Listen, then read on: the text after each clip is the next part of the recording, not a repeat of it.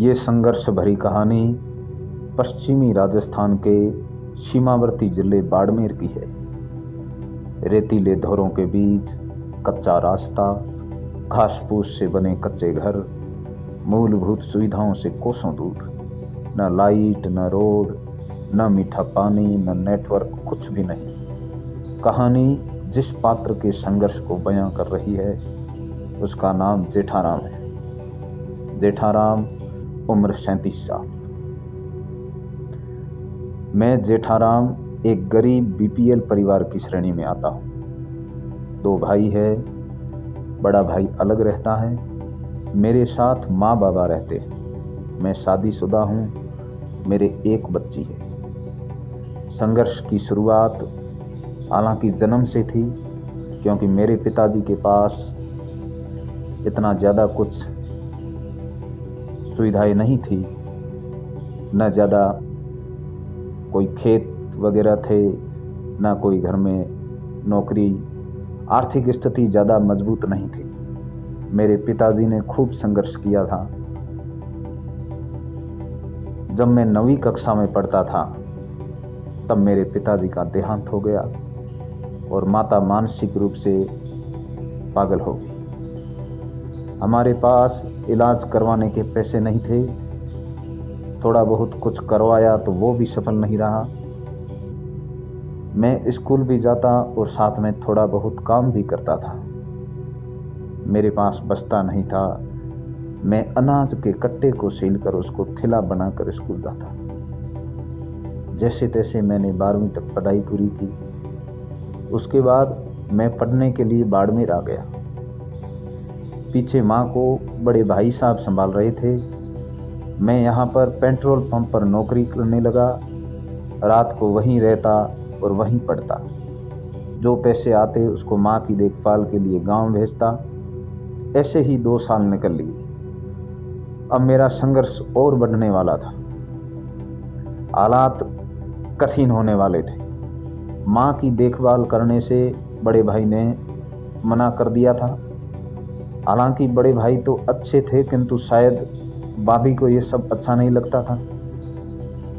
मैं गांव लौट आया। 2-3 साल गांव में ही मजदूरी की। पढ़ाई मेरी छूट चुकी थी। मेरी शादी हो गई। भगवान की कृपा से मुझे जीवन संगिनी का अच्छा साथ मिला। वो मेरी बूढ़ी माँ जो न कपड़े संभाल पाती थी, उसकी साफ सफाई, खाना पीना, सबकी जिम्मेदारी मैं उसको सौंप फिर बाड़मेर आ गया।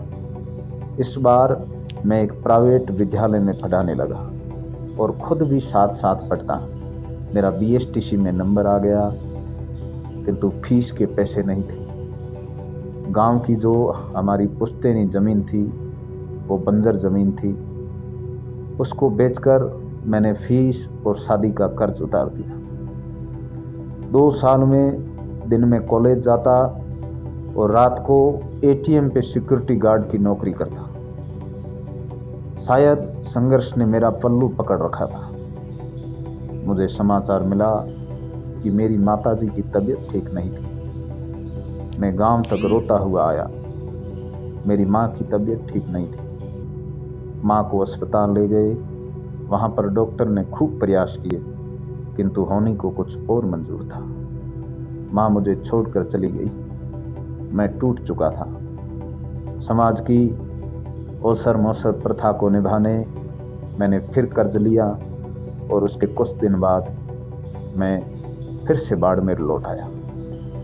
रीट 2015 की तैयारी शुरू कर दी। मैं रात भर पढ़ता था। एटीएम पे सिक्योरिटी गार्ड की नौकरी भी साथ में और पढ़ना भी साथ में। इम्तिहान की घड़ी नज़दीक आ गई थी। पेपर हुआ, किंतु मेरा पेपर अच्छा नहीं हुआ। घरवाली का फ़ोन आया, तब मैंने कहा कि अच्छा हुआ है, और वो कहने लगी वो तो होना ही था। मैंने वैसे आपको बताया नहीं था, मैंने 21 व्रत रखे थे, भगवान को फल तो देना ही था। मेरी आंखों से आंसू निकल आए। मैंने बस इतना ही कहा हाँ, और फिर फ़ोन काट दिया। मैं घर आ गया। रिजल्ट आ गया था। मेरा सिलेक्शन नहीं हुआ।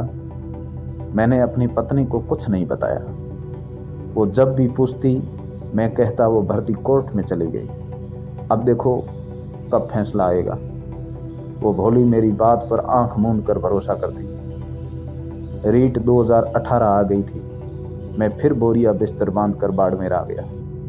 फिर से तैयारी की और इस बार लग रहा था कि हो जाएगा, किंतु किस्मत को मंजूर नहीं था।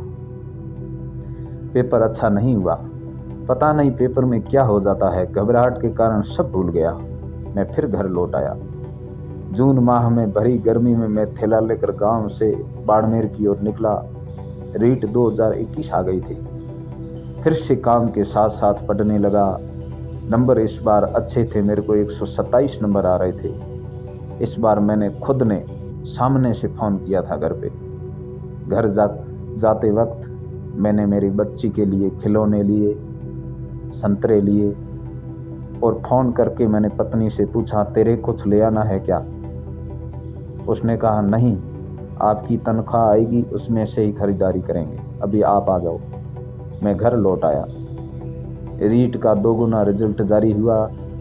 मेरी 127 रही थी ओबीसी। मुझे फिर निराशा हाथ लगी। उस रात मैंने खाना नहीं खाया। पत्नी को मैंने आज सब कुछ बता दिया। हम दोनों साथ में रोए और सुबह में मजदूरी के लिए निकल गया। समय चलता गया। अध्यापक भर्ती फरवरी में प्रस्तावित हुई। मैंने फिर तैयारी शुरू कर दी। इस बार भी मेरे छैया सी ही बन रहे हैं। अब हम आदी हो गए हैं। क्या भगवान है ही नहीं संसार में। किंतु फिर भी मैं हिम्मत नहीं हारा हूं। मेरी पत्नी चिंता करके दुर्बल सी हो गई है, किंतु उसकी कभी न कभी भगवान जरूर सुनेगा। मेरी बेटी स्कूल जा रही है। वो 5वीं में पढ़ती है। उसके चेहरे को देखता हुआ नर हो न निराश करो मन को के भाव मन में लिए हाथ में टिफिन लेकर फिर मजदूरी की तरफ निकल गया। ये है मेरे संघर्ष की कहानी।